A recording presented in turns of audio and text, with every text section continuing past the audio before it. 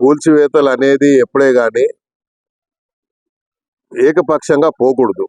ఎందుకు పోకూడదు అంటే, నేను చూస్తా ఉన్నాను కూల్చివేతలు ఎక్కడైతే రోజువారీగా వ్యాపారం చేసుకునే వాళ్ళు, వాళ్ళ జీవనాధారం అదే.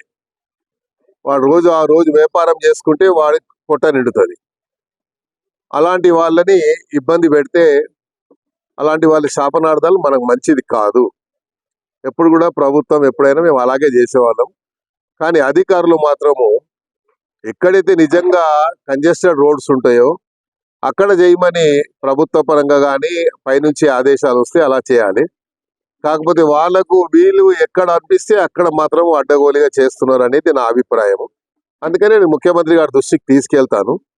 ఎందుకంటే రోజు వ్యాపారం చేసుకుంటే వాడు ఆ రోజు కష్టపడి, సపోజ్ రోడ్డు మీద పొద్దున్న ఇడ్లీ బండి పెట్టుకుంటాడు. ఆ ఇడ్లీ రాత్రంతా కష్టపడి ఇడ్లీలు తయారు చేసుకొని పొద్దున రోడ్డు మీద వచ్చి పెట్టుకుంటే ఆ ఇడ్లీ బండి తీసి పడేస్తే వాడు ఆ రోజు ఏం తినాలి? ఒక ఇన్సిడెంట్ జరిగింది. ముఖ్యమంత్రి గారు మొట్టమొదటిగా సీఎం అయినప్పుడు మాదాపూర్లో ఏదో క్యాంటీన్ ఉండే లేడీది, ఏం పేరు, కుమారి ఆంటీది కూడా ఇట్లాగే చేస్తే ముఖ్యమంత్రి గారు ఏం చెప్పారు? ఆమె జోలికి పోవద్దని చెప్పారు. సో అలాగే ఇక్కడ కూడా ఎవరి దగ్గరికి జోలికి పోవద్దని మేము చెప్తున్నాం. ఎందుకంటే వాళ్ళు రోజు వ్యాపారం చేసుకునే వాళ్ళు. ఒకవేళ అలా పాలసీ కింద తీసుకుంటే సిటీ మొత్తంలో అయితే మీరు ముందు ఓల్డ్ సిటీ నుంచి మొదలు పెట్టండి. ఓల్డ్ సిటీలో ఎక్కడెక్కడ ఉన్నాయి అలా మీరు చేయండి. మీకేమి ఇబ్బందులు కలగకుంటే మా దగ్గర కూడా ఇబ్బంది లేకుండా నేనే చెప్తా వాళ్ళకి. కాబట్టి ఇది చేయొద్దని నేను చెప్తున్నాను. ఎందుకంటే దీనివల్ల ప్రభుత్వానికి చెడ్డ పేరు వస్తుంది.